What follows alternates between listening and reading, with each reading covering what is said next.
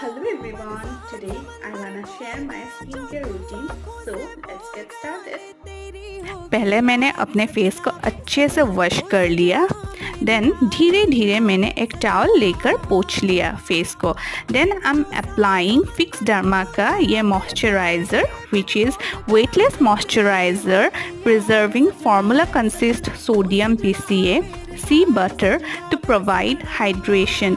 This moisturizer is used to help soften the appearance of dry skin.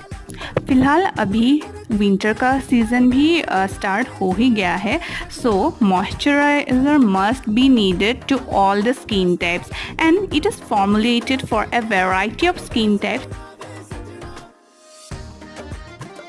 After that, I am applying Derma का ये hand cream.